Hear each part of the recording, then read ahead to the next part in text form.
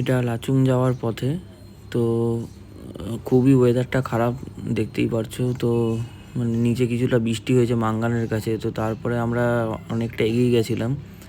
তো এরকমই line by line আমরা যাচ্ছিলাম। তো আমরাই সবথেকে মানে পিছনে পড়ে গেছিলাম। তো যে ওয়েদার খারাপে কিছু গ্রুপ মেম্বার আগে চলে গেছিলো। তো আমরা মানে আস্তে আস্তে যাচ্ছিলাম, কেননা আমার মানে বাইকের চাকায় হাওয়া খুব কম ছিল। আর তাছাড়াও মানে আমার মাল মানে পেছনে লোডিং অনেকটাই বেশি ছিল। তো ওই জন্য আস্তে আস্তে আমরা যাচ্ছিলাম, আমাকে ছেড়ে কেউ যেতে পারছিল না। তো যত উপরের দিকে উঠছি হালকা হালকা বৃষ্টি হচ্ছে, তো ক্যামেরায় এটা আসছে না। তো আমার বাকি যারা আছে ওরা বলছে যে ভাই এটা হেভি লাগছে, অ্যাডভেঞ্চার। হ্যাঁ, বললাম তাহলে তোমরা যদি এখানে এসে এরকম বলো, তাহলে অরুণাচল স্পিতি গেলে তখন কি করবে? তো ওরা এটাতেই খুব খুশি।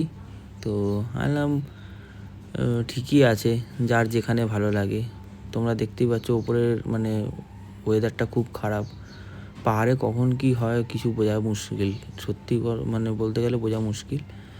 আর এই ঢালগুলো থেকে নামার সময় কিছু প্রবলেম হচ্ছিল। আমাদের সাথে একজন ছিল, নাম নেব না।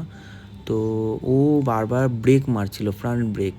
তো ওটাতে ওর অনেক প্রবলেম হয়েছিল। তো ওর ব্রেক শু তো পুরো শেষ হয়ে গেছে দুদিনের মধ্যে। আর তাছাড়াও ওর অ্যাক্সিডেন্ট হয়েছিল। তো এই জন্যই বলি তোমাদের যে পাহাড়ে যখন মানে উঠবে খুব কম গিয়ার ইউজ করবে। আর নামার সময় তো ফার্স্ট গিয়ার দিয়ে পুরো একদম ক্লাচ পিক আপ দুটোই ছেড়ে দেবে, ইঞ্জিন ব্রেকের সাহায্যে নামবে, তাহলে তোমাদের কোনো সমস্যা হবে না। আর যদি অনেকে বলে না যে তেল বাঁচানোর জন্য ক্লাচ টিপে মানে নিচে নামবে মানে ঢালগুলোর থেকে, তো ওগুলো একদমই তোমরা করবে না। কেননা স্পিড এতটাই বেড়ে যাবে যে ব্রেকও ধরবে না। আর যদি ডিস্ক প্লেট গরম হয়ে যায় তো আর দেখতে হবে না, মানে ধরবেই না ডিস্ক প্লেট, তখন একটা বড় একটা দুর্ঘটনা হওয়ার চান্সেস থাকে। তো আমার মতে ইঞ্জিন ব্রেকের নামাটাই মানে বেটার হবে।